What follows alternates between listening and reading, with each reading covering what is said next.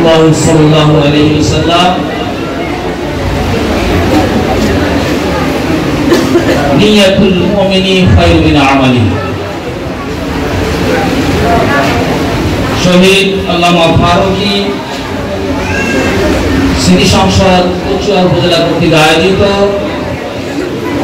আজকের এই কৃতি সম্পর্কের অনুষ্ঠান 2025-এর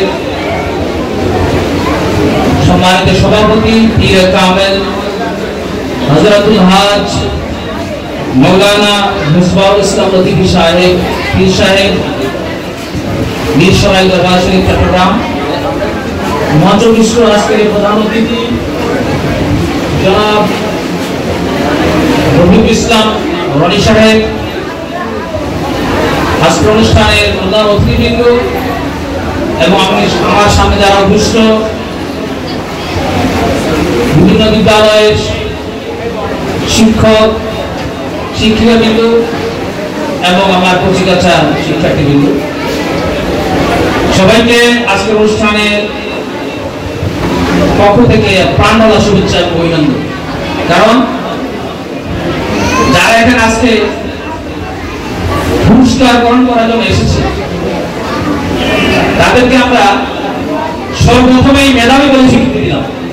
সবাই আলহামদুলিল্লাহ। আলহামদুলিল্লাহ। আমি আপনাদের সম্মুখে পবিত্র কোরআনের পাঠ থেকে একটি আয়াত কারিমা তেলাওয়াত করেছিলাম। আল্লাহ পাক বলেন সুম্মা লা তুসআলুনা ইয়াওমাইযিন আনিন নাঈম। এর সাধারণ অর্থ থেকে বোঝা যায় আল্লাহ পাক বলেন আমি মৃত্যুর পরে তোমাদেরকে আমি যতটুকু নিয়ামত দান করেছি সেই সম্পর্কে আমি তোমাদেরকে প্রশ্ন করব। তো আমরা যারা মুসলমান এবং সুফি মতবাদে বিশ্বাসী, আমরা শহীদ আল্লামা নুরুল ইসলাম ফারুকীকে আমাদের জন্য আল্লাহর পক্ষ থেকে একটি বিশেষ নিয়ামত হিসেবেই মানি। সেই জন্যই ওনার নামে আমি একটি ফাউন্ডেশন করেছি, শহীদ আল্লামা স্মৃতি সংসদ। এটা ছিল আমার উদ্দেশ্য। আরেকটি উদ্দেশ্য হলো এই বাংলাদেশের ভবিষ্যৎ বাংলাদেশ তৈরি করার জন্য মেধাবী যাচাই করা। এবং আসে আমি আজকে দুটো জিনিস নিয়ে আলোচনা করব। প্রথমটা হলো শিক্ষা, এরপরে কেন আমাদের এই আয়োজন। এই দুটো জিনিস নিয়ে আলোচনা করে আমি আমার বক্তব্য শেষ করব। প্রথম বিষয়টা নিয়েছিলাম শিক্ষা। শিক্ষা কি? আমরা অনেকেই মনে করি যে প্রতিষ্ঠান থেকে বিভিন্ন ডিগ্রি যেমন এসএসসি, এইচএসসি, স্নাতক বা মাস্টার ডিগ্রি অর্জন করলেই কিন্তু শিক্ষা। শিক্ষার আসল উদ্দেশ্য কিন্তু তা নয়। ডিগ্রি এবং শিক্ষা এক জিনিস নয়। শিক্ষা হলো এমন একটা বিষয় যে জিনিসটা আপনাকে, আপনার শিশুকে, গোটা সমাজকে, গোটা দেশকে পরিবর্তন করে দেবে। সেটা হলো শিক্ষা। আচ্ছা বলুন তো, বাংলাদেশে লক্ষ লক্ষ কোটি কোটি টাকা, হাজার হাজার কোটি টাকা, লক্ষ লক্ষ টাকা বিনিয়োগ হয়েছে, এগুলো কি কোনো মূর্খ লোক করেছে? আমাদের আপনাদের প্রশ্ন উত্তর দিবেন। কি মূর্খ লোক করেছে? কারা করেছে? ইউনিভার্সিটি থেকে বড় বড় ডিগ্রি দেয়, তারা কি শিক্ষিত? তারা কি শিক্ষিত? শিক্ষা কাকে বলে? শিক্ষা তাদের আচরণকে পরিবর্তন করতে পারবো না। যে শিক্ষা দুর্নীতি রোধ করতে পারবো না, ওই শিক্ষাকে আমরা কি শিক্ষিত বলবো? ওদেরকে বলতে হবে স্বাক্ষর। ওরা স্বাক্ষর। সমস্ত স্বাক্ষরে কিন্তু শিক্ষিত নয়। কিন্তু দেখেন, যারা কোন প্রতিষ্ঠানে যায় নাই কিন্তু সারা পৃথিবীকে শিক্ষিত করার করেছে, আল্লাহ নবী বলেছেন, নিজেই বলেছেন, আমাকে আল্লাহ পাক শিক্ষক হিসেবে দুনিয়াতে প্রেরণ করেছেন। বলুন তো আল্লাহ নবী কার কাছে করেছেন? দুনিয়ার কোন শিক্ষা গ্রহণ করেছেন? না। ওনাকে সরাসরি কে শিক্ষা দিয়েছেন? আল্লাহ। আল্লাহ পাক শিক্ষা দিয়েছেন। আল্লাহ পাক যেটা শিক্ষা দেন সেটা উত্তম শিক্ষা দেন। আমরা ওই পথের প্রতীক হতে চাই। সেই জন্য আমাদেরকে শিক্ষার কাঙ্ক্ষিত লক্ষ্য উদ্দেশ্য যেটা, আচরণের পরিবর্তন, আমাদের সমাজের পরিবর্তন, আমাদের রাষ্ট্রের পরিবর্তন, এইগুলো দিকে বিকশিত হবে। তাহলেই আমাদের জাতি সঠিক শিক্ষায় শিক্ষিত হতে পারবে।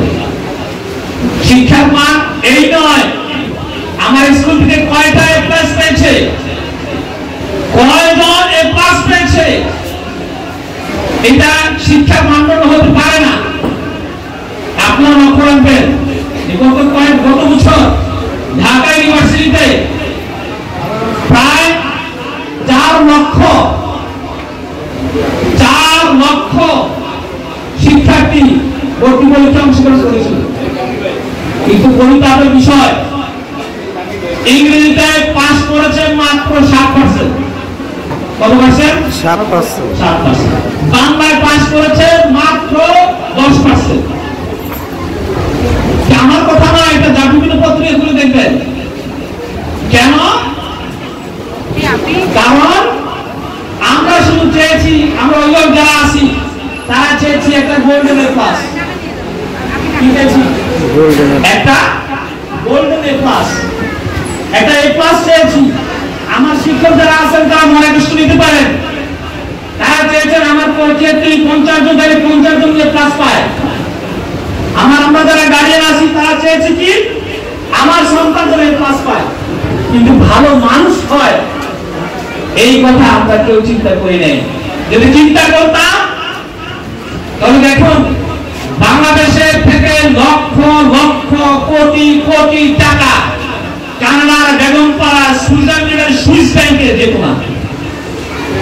আমাদের মধ্যে দেশ প্রেম জাগ্রত হতো, আমাদের মধ্যে দিন ইসলামের যে বিষয়টি আছে, ইসলামের বিষয়গুলো আমাদের মধ্যে মৌলিক বিষয়গুলি থাকতো, কিন্তু আমরা সঠিক শিক্ষা দিতে পারি নাই।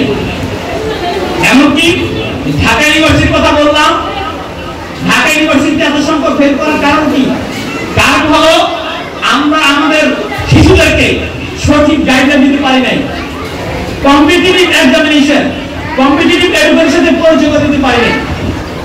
আমি যে বললাম যে আমি কেন শহীদ আল্লামা ইসলাম ফারুকী স্মৃতি সংসদ প্রতিষ্ঠা করলাম, এটার পিছনে একটি কারণ হলো আল্লাহর নিয়ামতকে, শহীদ আল্লামা ফারুকী আমাদের যে নিয়ামত ছিল, ওই নিয়ামতকে সারা বাংলাদেশের মানুষের কাছে পরিচয় করে দেওয়া।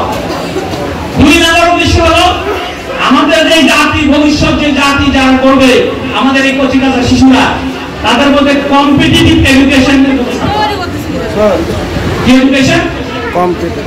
প্রতিযোগিতামূলক শিক্ষা, প্রতিযোগিতামূলক শিক্ষার মধ্যে তাদেরকে কি করা, সুন্দর একটা এই স্টেপে নিয়ে আসা। এখন দেখেন আপনারা যে বাচ্চারা, যে স্টুডেন্টরা আমার এই এবছর পরীক্ষা দিয়েছে কচুয়া উপজেলায়, প্রথম পরীক্ষা হয়, কিন্তু আপনারা শুনে ভালো লাগবে, আনন্দিত হবেন যে 2019 সালে শহীদ আল্লামা ফারুকী ফাউন্ডেশন প্রতিষ্ঠা হয়েছিল, এবং তখন থেকে এই প্রতি বছরের পরীক্ষাটা হয়ে আসছে। মাঝখানে করোনার জন্য 2 বছর পরীক্ষাটা হয়নি। আশা করি আপনাদের সহযোগিতায় সারা বাংলাদেশে কিছুদিনের ভিতরে, কয়েক বছরের ভিতরেই সারা বাংলাদেশে পরীক্ষাটা ছড়িয়ে যাবে। এই উপলক্ষে আগামী 18 জুন শ্রীমঙ্গলের হোটেল গ্র্যান্ড সুলতান আমাদের একটা অনুষ্ঠান আছে। সারা বাংলাদেশের শিক্ষকগণ সেখানে আসবেন, আমরা সেখানে কথা বলবো। আরেকটা জিনিস হলো, আপনারা লক্ষ্য রেখেছেন, আপনাদের শিশুরা বলেছে যেই পদ্ধতিতে এই পরীক্ষাটা হচ্ছে, যদি আপনার শিশু প্রথম থেকে ক্লাস 10 পর্যন্ত প্রতি বছর এই পরীক্ষাটা দেয়, আমি অবাক করে বলতে পারবো যে ঢাকা ইউনিভার্সিটি না, যে কোনো পরীক্ষায় আপনার সন্তান পিছপা হবে না। কেন? এই পদ্ধতিতেই আপনাকে বিশ্ববিদ্যালয় ভর্তি পরীক্ষা দিতে হবে, এই পরীক্ষায়, এই পদ্ধতিতে আপনাকে বিশেষ পরীক্ষা অংশগ্রহণ করতে হবে, এই পদ্ধতিতে আপনাকে বিভিন্ন চাকরি পরীক্ষায় অংশগ্রহণ করতে হবে। আপনার শিশু যদি ছোটবেলা থেকেই এই ধরনের পরীক্ষায় অভ্যস্ত হয়ে যায়, তাহলে কি হবে? আপনার শিশু ভবিষ্যতে আর পিছনে ফিরে তাকাতে হবে না। এই জন্য গার্ডিয়ান যারা আছেন, অভিভাবক যারা আছেন, তাদের উদ্দেশ্যে আমি কয়েকটি কথা বলবো, মনোযোগ সহকারে শুনবেন। আপনাদের উদ্দেশ্যে, আপনাদের সন্তান উদ্দেশ্যে কয়েকটা কথা বলবো। 3টার সময় আপনার শিশুর জন্য কুশল টাইম। কয়টা সময়? 3টার সময়। কয়টা সময়? আমার গবেষণা থেকে বলছি, আমি একজন শিক্ষা গবেষক এবং দীর্ঘ প্রায় 20 বছর যাবত আমি গবেষণার সাথে জড়িত। 3টা টাইম। একটা হলো আপনার শিশু যখন ঘুম থেকে উঠে, তখন আমরা অনেক গাড়ি আসি বলে উঠো উঠো উঠো, ধমকাই। উঠে না কেন? না, এটা করা যাবে না, কারণ সারাদিন সারা রাত তখন তার মাথাটা কি থাকে, ব্রেনটা থাকে অনেক ঠান্ডা। আপনি যখন তার সাথে জীবনের প্রথম সে ঘুম থেকে উঠার আগেই যদি তার সাথে এরকম গরম আচরণ করেন, তাহলে সে ওই সারাদিনটা তার কি যাবে, খারাপ যাবে। ওই স্কুলে সে মনোযোগ দিতে পারবে না। তখন আমরা কি করতে হবে? আস্তে আস্তে আস্তে মাথায় হাত বুলিয়ে কিভাবে তাকে শান্তভাবে গড়ানো যায় এই চেষ্টা করতে হবে। 2 নম্বর কুশল টাইম হলো ওই শিশুটা যখন স্কুল থেকে আসে, স্কুল থেকে আসতে স্কুল কি পড়াইছে, কোন স্যার কি পড়াইছে এটা বলা দরকার নেই।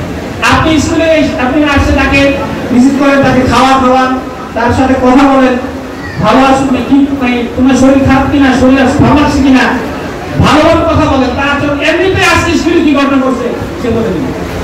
এবার আসুন রাত্রে শোয়ার সময়। এখন দেখেন রাত্রে শোয়ার সময় ঘন্টায় আমরা ঘুমাই, আমরা বাচ্চাদেরকে আমরা ঘুম দিতে পারি, এটা করবেন না। কিভাবে ঘুম গেলে বাচ্চাটা কি হবে, সঠিকভাবে ঘুমাতে পারবে, তার মশারে টানিয়ে দিন, ঘুমানোর সময় তার মাথায় হাত বুলিয়ে দিন, সারা রাত তার ভালো ঘুম হবে। মেডিকেল সায়েন্স বলতেছে যেই লোক, যেই স্টুডেন্ট ভালোভাবে কমপক্ষে দৈনিক 8 ঘন্টা ঘুমাবে, পরের দিন তার লেখাপড়ার জন্য আপনি বলতে হবে না, সে সুস্থ প্রাণবন্ত স্কুলে যাবে। আর আরেকটা উপদেশ আপনাদেরকে, যে পরামর্শ আপনি যে উপদেশটা সরি পরামর্শ হলো, আপনার শিশুকে মেইন বই পড়ানোর চেষ্টা করবেন। বাজার থেকে সস্তা গাইড এগুলো পড়াবেন না। যাদের কোনো কাজ নাই, যারা কোনো শিক্ষা প্রতিষ্ঠানে ঢুকতে পারে নাই, যারা কোনো শিক্ষা প্রতিষ্ঠানে শিক্ষা করতে পারে নাই, তাদের কাজ হলো অন্যের কিছু নকল করে বাজারে গাইড ছাড়া। ম্যাক্সিমাম গাইডের মধ্যে ভুল। আপনারা ওই গাইডগুলো পড়াবেন না, আমাদের মূল বই পড়াবেন এবং বিভিন্ন প্রতিযোগিতায় মূল বই থেকেই প্রশ্ন আসে। আপনার বছর যারা পরীক্ষা সারা দেখতেছে, মূল বই প্রত্যেকটা লাইন থেকেই প্রশ্ন আসে। কোনো অনুশীলনী অথবা অন্য কোনো কিছু থেকেই প্রশ্ন আসার সম্ভাবনা নাই। ভবিষ্যতে ইনশাআল্লাহ এরকম হবে। এবং শহীদা মামা ফারুকী স্মৃতি সংসদের সাথে থাকার জন্য ভবিষ্যতে আপনাদের সন্তানদেরকে আরো বেশি বেশি করে এই পরীক্ষা, শুধু এই পরীক্ষা না, বিভিন্ন কম্পিটিটিভ এডুকেশনের সাথে পরিচয় করে দেওয়ার জন্য এই আহ্বান রেখে আমার বক্তব্য শেষ করলাম। ওয়া মা তাওফীকি ইল্লা বিল্লাহ। আসসালামু আলাইকুম ওয়া রাহমাতুল্লাহি ওয়া বারাকাতুহু।